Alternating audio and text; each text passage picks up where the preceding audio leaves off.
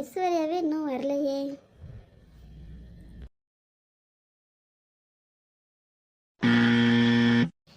ஐ Nithya phone பண்ணுறான். சொல்லும்மா நித்யா, நல்லா இருக்கிறியா? பெரியம்மா நல்லா இருக்கிறீங்களா? அக்கா அண்ணன் தங்கச்சி எல்லாம் நல்லா இருக்காங்களா? நித்யா எல்லாம் நல்லா இருக்குங்க. என்ன செமஸ்டர் முடிஞ்சிருச்சா? எப்போ ஊருக்கு வர? ஆமாம் பெரியம்மா, அதை பற்றி சொல்கிறதுக்கு தான் ஃபோன் பண்ணேன். செமஸ்டர் முடிஞ்சிருச்சு, ஊருக்கு வரேன். ஆனால் நான் வரேன்னு அண்ணன் ரகு கிட்ட சொல்லாதீங்க. நாளைக்கு காலையில் ஒரு 10 மணிக்கு ஏர்போர்ட்டுக்கு அனுப்பிவிடுங்க. ஆனால் நான் தான் வரேன்னு சொல்லாதீங்க. சரிம்மா, என்ன சஸ்பென்ஸா அண்ணனுக்கு ரகுக்கு? சரிம்மா, நான் அப்படி தான் சொல்கிறேன், அனுப்பிவிட்றேன். சரி பெரியம்மா, நான் பேக்கிங் வேலைலாம் இருக்குது, பேக்கிங் பண்ணுறேன். சரி பெரியம்மா, சரி வைக்கிட்டா? சரிம்மா, பத்திரமா வா. சரி வை. அம்மா அம்மா, ஏன் வெளியே இருந்தே கத்துற? உள்ள வா. அம்மா அம்மான்னு வெளியே இருந்தே ஏழை விட்டுன்னு வர. ஏன் ஐசு வெளியே இருந்து அப்படி கத்தின்னு வர? வீட்டுக்குள்ளே வந்து தான் இப்போ என்னான்னு சொல்ல. வெளியே இருந்தே கத்துற. ஏம்மா நீ சொல்லுவ, எனக்கு இருக்கிற கஷ்டம் எனக்கு தாம்மா தெரியும். அந்த பசங்களோட கஷ்டப்பட்டு நீ நின்று சொல்லி கொடுத்து காலெல்லாம் வலிக்குதம்மா. கொஞ்சம் சுடுதண்ணி கொஞ்சம் வைக்கவான்னு அங்கேருந்து கூப்பிட்டா நீ பேசுகிறல்லம்மா.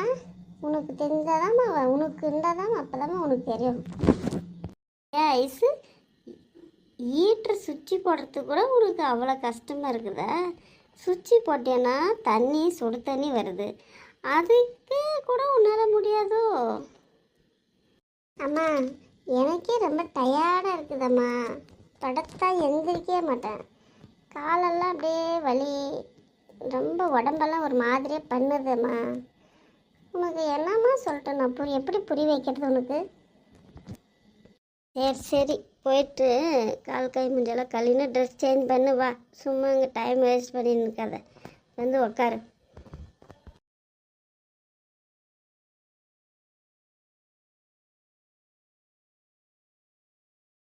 இப்போ தான் நித்யா ஃபோன் பண்ணான். செமஸ்டர் முடிஞ்சிருச்சான், ஊருக்கு வராலாம்.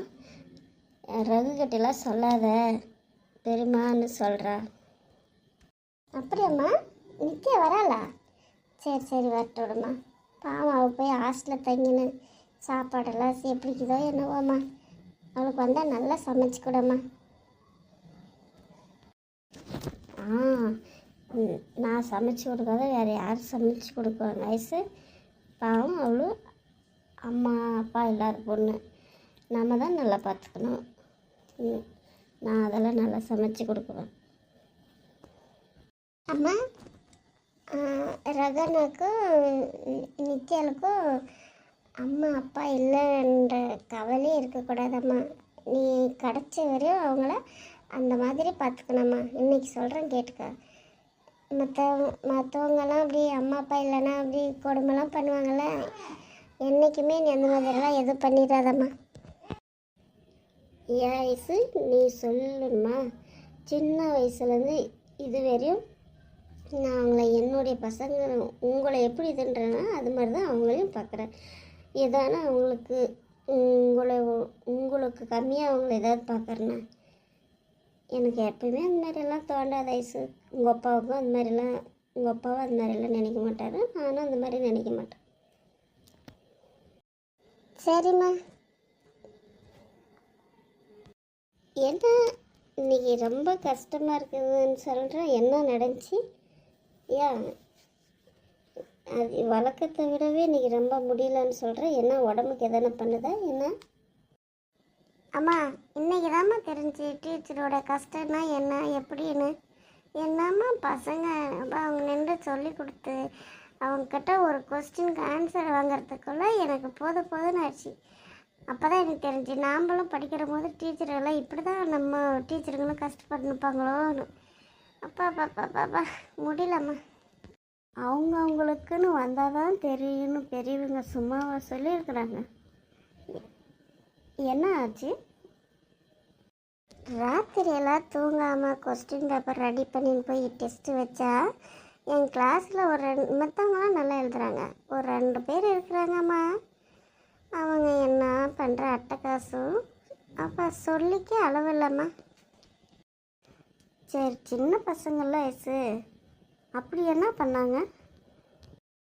அம்மா, இப்படி திரும்புறதுக்கு இல்லை, இப்படி நடக்கிறதுக்கு இல்லை, உடனே சூசு இப்படி சிக்னல் பண்ணுறாங்க. என்னென்ன பண்ணாங்கம்மா, எனக்கு தாம்மா தெரியும். இதுக்கே இப்படி சொல்கிறேன் ஐஸு. நான் கூட ஏதோ பசங்க பெருசாக பண்ணிருப்பாங்களாட்டுங்குதுன்னு நினச்சேன். இதெல்லாம் கூட உன்னால் தாங்க முடியாதோ?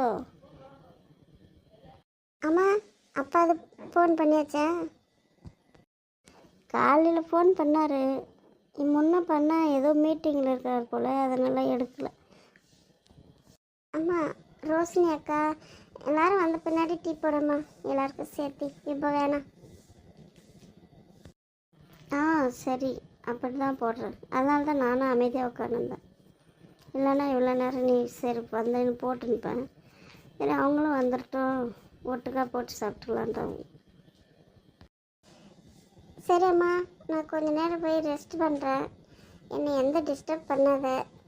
அவங்கெல்லாம் வந்தால் தான் என்னை டீ போட்டால் எழுப்பு. என்னால் முடியல, ரொம்ப டயர்டாக இருக்குது. நான் போய் ரெஸ்ட் எடுக்கிறேன்.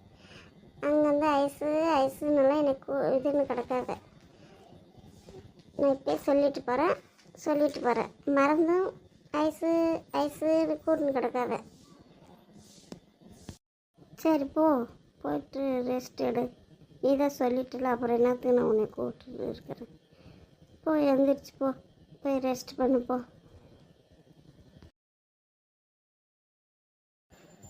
என்ன சின்ன பொண்ணு இப்படி உட்காந்துருக்குற? உனக்கெல்லாம் இடம் ரொம்ப நீட்டாக வேணும்ல, நீலாம் உட்காரணுன்னு. ஏன் சாந்தியாக்கோ அமைதியாக இருக்க மாட்டியோ? குட்டியாக இருக்கிறவங்களும் அதை பற்றி பேசவே கூடாது, தெரியுதோ?